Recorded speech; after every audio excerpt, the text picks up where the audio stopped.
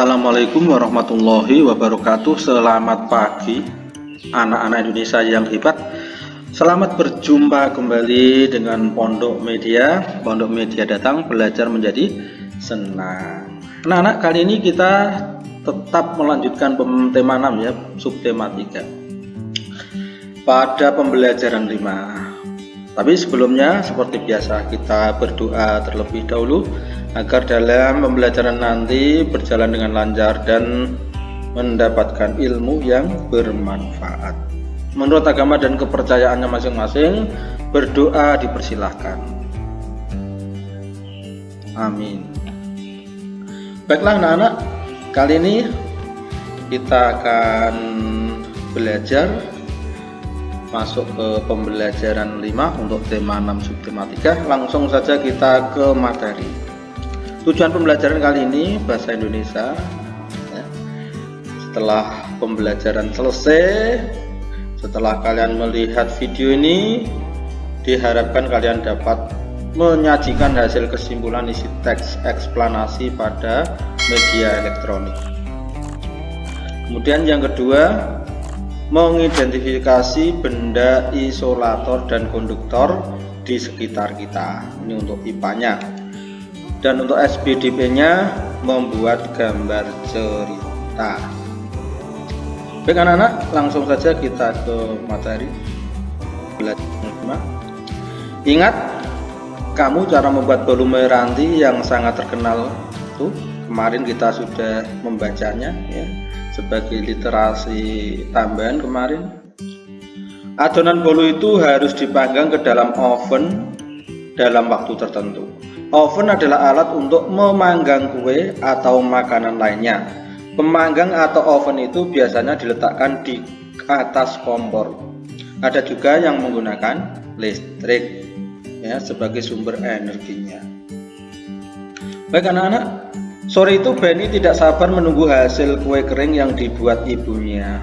Ibu tampak memasukkan 2 loyang kue kering kesukaannya di dalam sebuah oven. Ibu harus menunggu beberapa saat sampai oven itu panas sebelum memasukkan kue di atas loyang itu. Tahukah kamu bahan apa yang digunakan untuk membuat oven atau pemanggang milik ibunya Benny? Proses perpindahan panas apa sajakah yang terjadi dan perlu diperhitungkan untuk membuat dan menggunakan alat tersebut? Bagaimana dengan peralatan lain di rumahmu? Terbuat dari bahan apa sajakah alat-alat tersebut? Banyak pertanyaan seperti ini. Mari kita jawab dengan belajar materi ini secara sungguh-sungguh agar pertanyaan ini nanti bisa kita jawab semua. Baik anak-anak, kita lanjutkan. Nah, ini ada bacaan, mari kita baca bersama anak-anak ya. Dengan banyak membaca, wawasan kita pun lebih luas dan pemikiran kita lebih matang. Baik anak-anak, judulnya bahan konduktor dan isolator di sekitar kita. Barang-barang dalam kehidupan sehari-hari banyak yang memanfaatkan sifat benda sebagai konduktor atau isolator. Benda apakah itu? Selimut dan panci merupakan benda yang memanfaatkan sifat ini. Bagaimana cara kerja selimut? Selimut memerangkap udara. Selimut adalah isolator sehingga tidak menghantarkan panas yang keluar dari tubuhmu. Dengan demikian, badanmu tetap terasa hangat. Jaket dan sarung tangan wol memiliki cara kerja yang sama, yaitu untuk memerangkap udara agar badan tetap hangat dan tidak kedinginan. Bagaimana dengan panci yang biasa digunakan di dapur? Panci terbuat dari bahan logam, misalnya aluminium. Aluminium merupakan penghantar panas yang baik. Panci akan menghantarkan panas ke makanan yang masak. Panci akan menghantarkan panas ke dalam makanan yang dimasak. Ada bagian pada panci yang justru berfungsi sebagai isolator. Pegangan panci terbuat dari plastik. Plastik merupakan isolator sehingga kamu tidak akan kepanasan ketika memegangnya. Oven atau pemanggang juga menggunakan prinsip perpindahan panas secara konduksi. Dengan menggunakan bahan konduktor seperti aluminium, diharapkan panas dari sumber panas seperti kompor tidak keluar sehingga panas tersebut dapat mematangkan kue atau masakan yang dipanggang. Pemanggang biasanya terbentuk kotak dan tertutup. Bentuk yang tertutup ini ingin memaksimalkan panas untuk mematangkan makanan secara merata. Baik, kita lanjutkan anak-anak. Mesin mobil dan motor terbuat dari bahan yang dapat menghantarkan panas. Mesin memerlukan panas untuk memperoleh kinerja mesin yang ideal. Mesin juga memerlukan energi listrik sehingga perlu bahan konduktor sebagai penghantar listrik.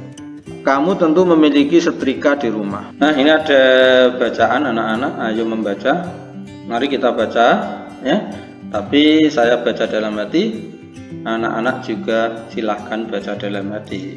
Ya, sambil diperhatikan yang dicetak atau diberi warna merah tulisannya. Nah, ini adalah merupakan pokok-pokok dari paragraf yang ada.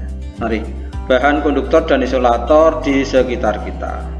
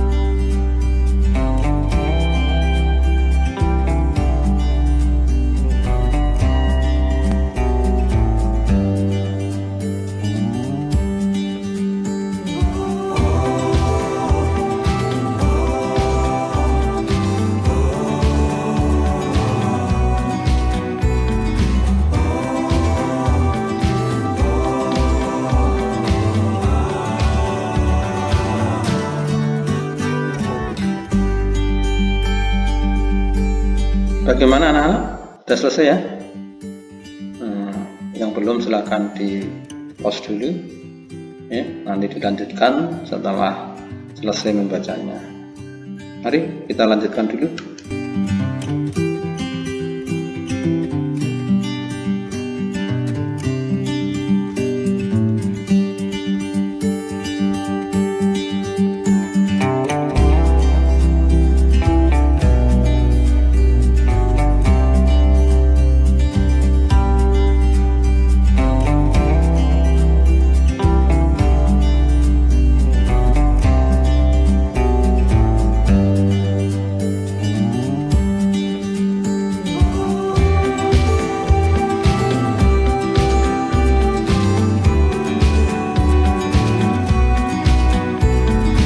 Baik, sudah selesai ya anak-anak.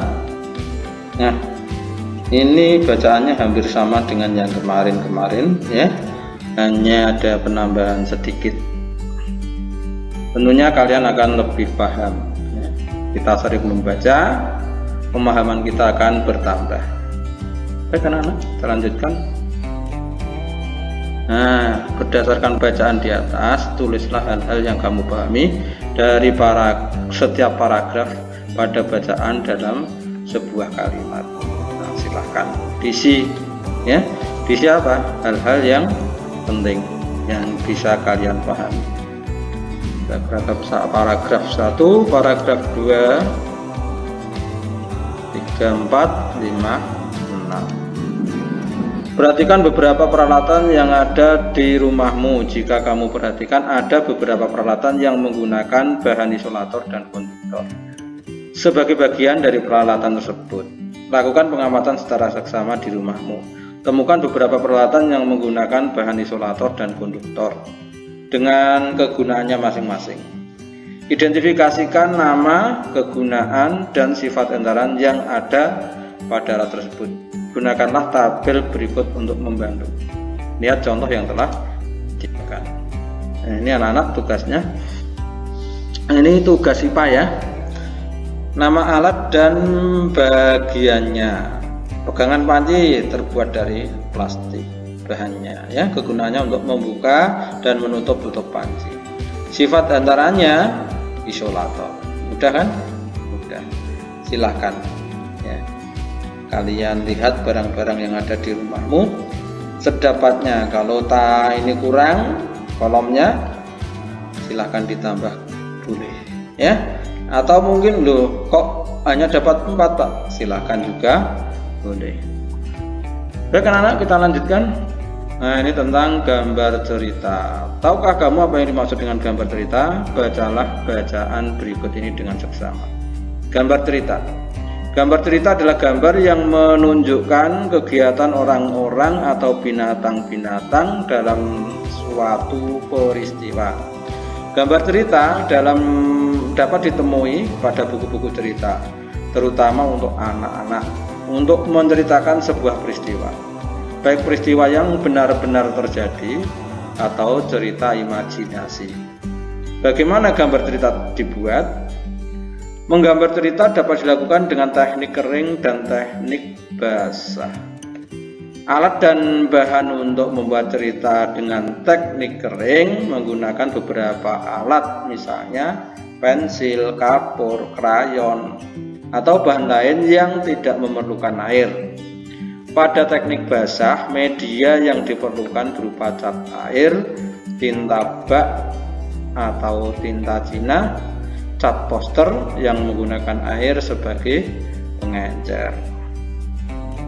Yang pertama yaitu teknik kering. Menggambar cerita dengan teknik kering tidak perlu menggunakan pengencer seperti air. Cerita dibuat langsung pada kertas gambar. Mula-mula dibuat sketsa atau rancangan gambar yang menggambarkan sebuah cerita. Setelah itu diberikan garis atau warna sesuai dengan media kering yang digunakan.